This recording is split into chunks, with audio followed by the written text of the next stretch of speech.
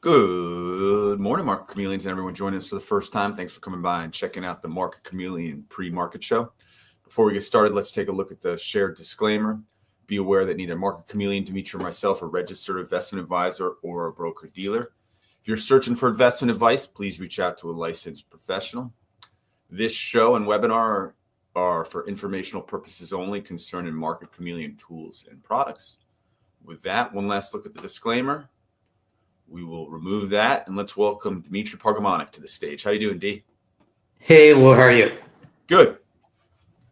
And good morning, everyone. Let me share my screen here. And today we'll continue looking at option strategy benchmarks. Today we'll cover the double bear spread. We did a double bull spread. Let's take a look at a double bear spread.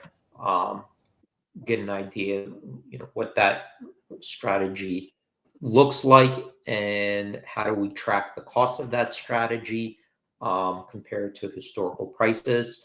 So let's use a symbol. We'll look at SPY in our example. Type in SPY in the search box. Click on it. You come to the main page. On the left-hand side, you have a menu.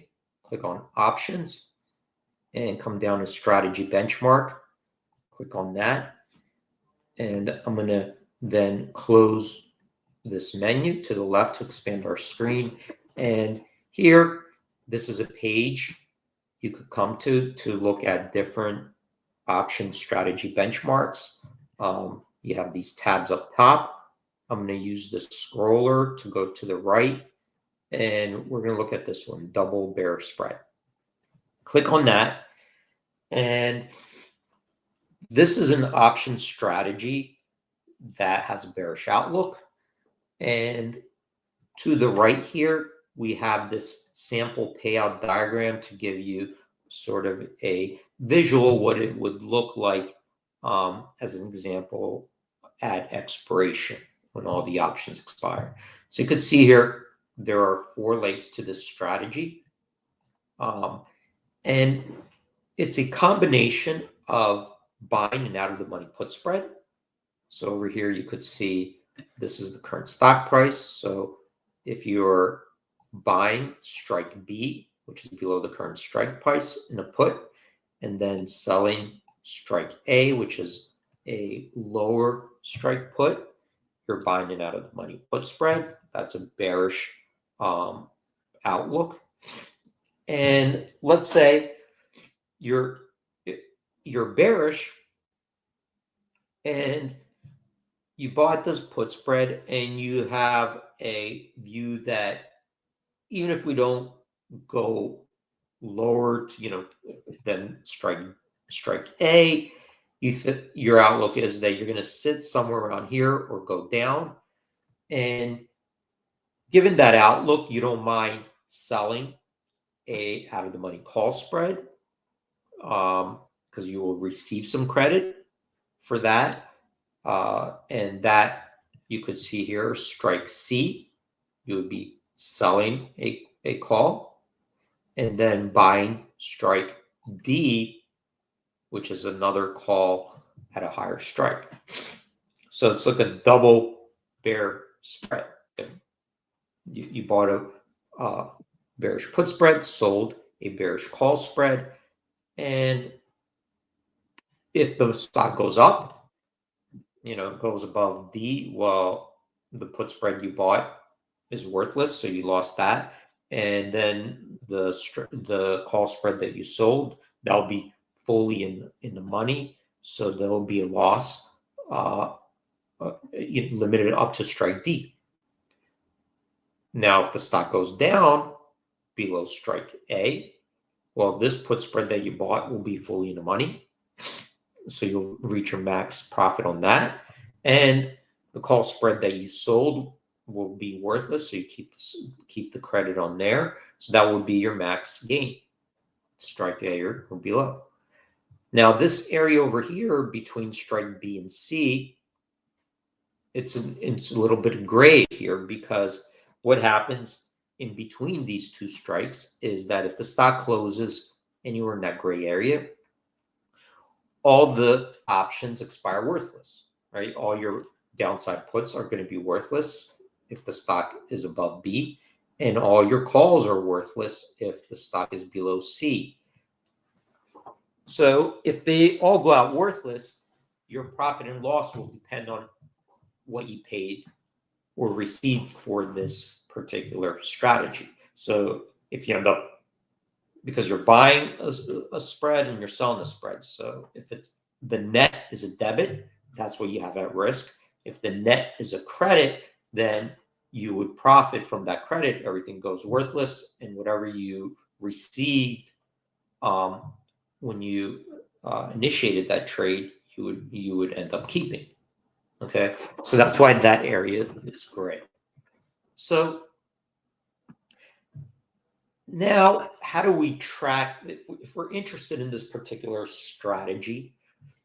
A question we could, natural question is, well, where's this strategy currently priced, and how is it priced relative to historical values?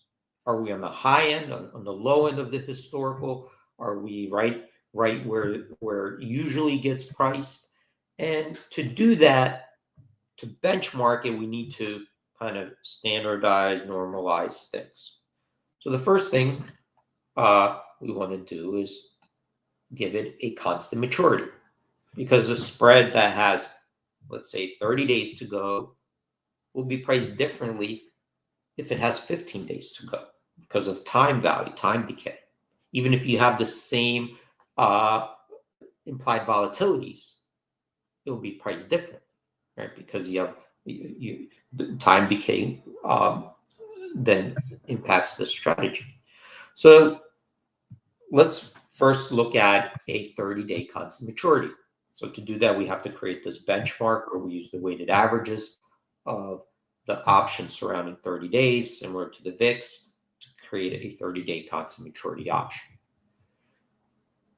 Well, the other thing we have to do is then make the strikes fixed, because we could have out of the money calls, but those out of the money calls could be 5% away, 10% away, 20% away. So we have to define what we're looking at.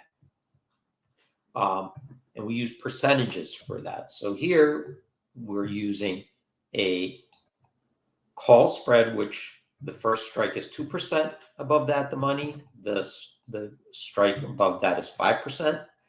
The put spread, we're using 2% out of the money, and the next strike is 5% out of the money. So it's a 2% to 5% spread.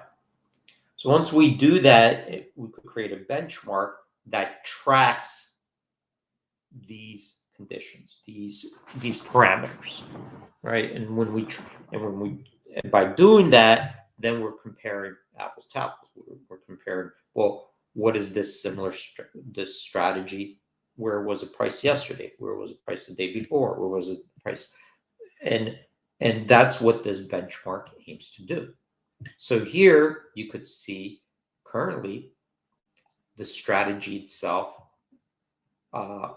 would get a 0.3% credit relative to stock price. Okay, so what we do is calculate the cost of that strategy relative to the stock price. Okay, so this way we could kind of normalize it across different assets, because some stocks are 100, some are 500, some are 10. So now if we do it in a relative basis, percentage terms, we could even compare, what SPY versus QQQ versus IWM versus Apple and so forth. So here we see there's a credit of 0.3%. And how does that compare to history? Well, historically, on average, in the last 52 weeks, you got a credit of 0.2%, which indicates the markets themselves are rewarding you more to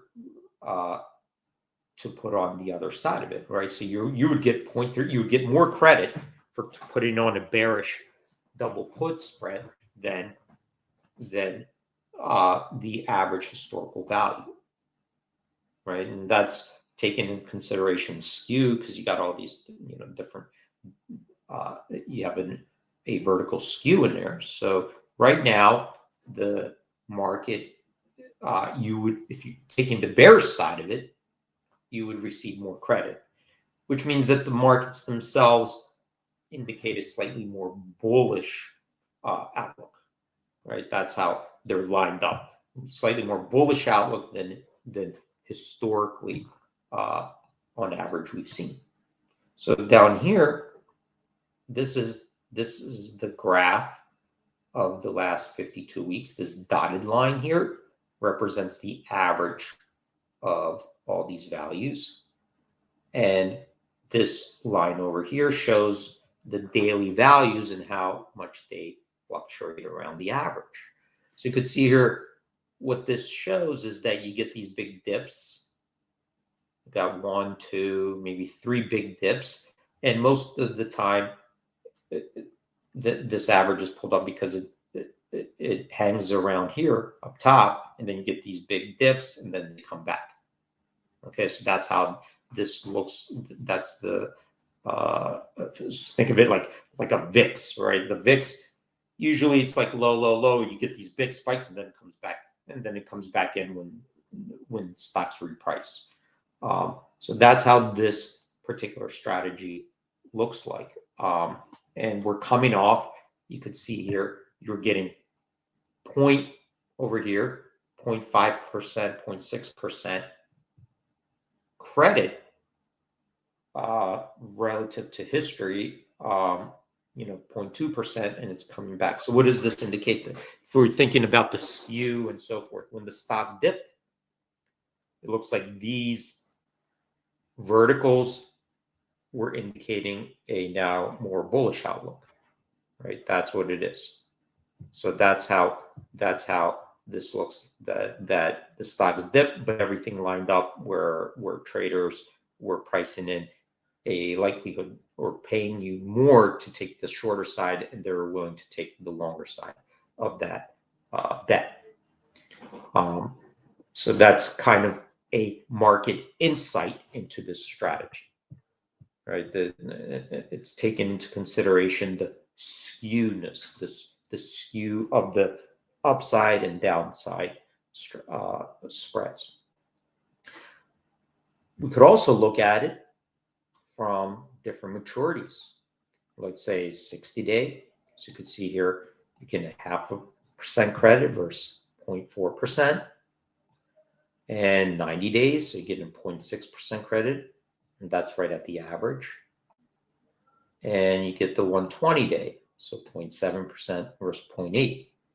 Okay, so now you're getting less than the average.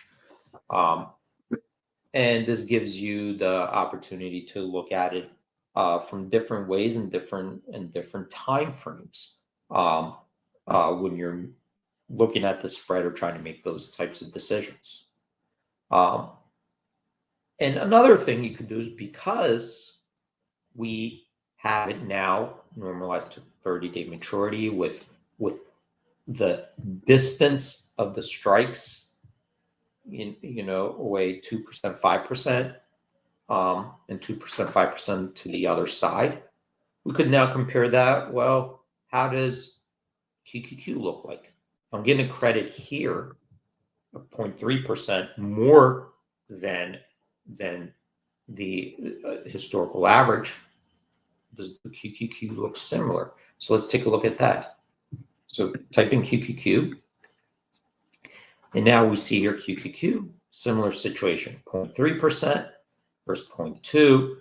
So you're getting a little bit more credit to do the bearish side of it than historical average. What if we wanted to go through and see maybe something like Tesla? Put in Tesla here.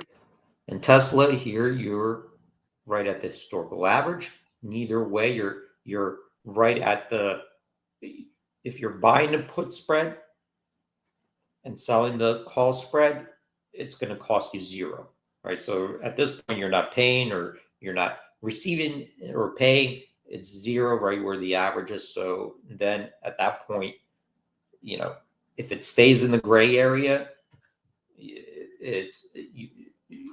you're break even.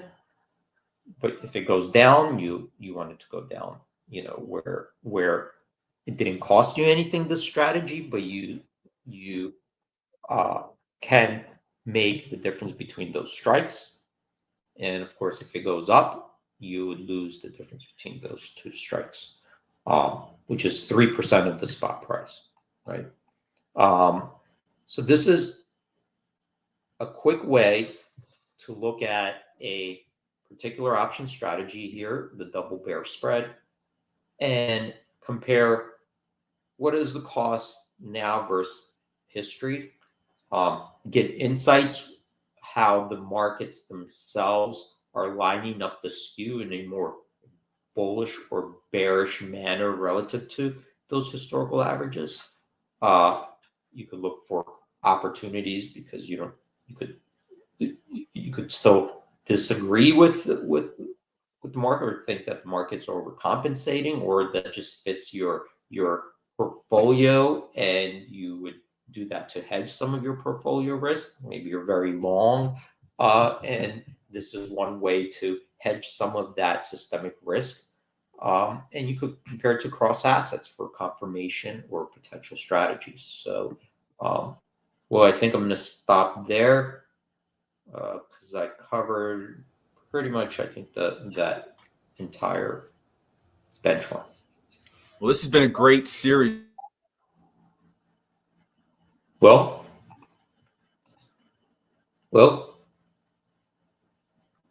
we're doing on benchmarks, and I hope everyone's taking advantage of these. And I'll follow up with all the webinars.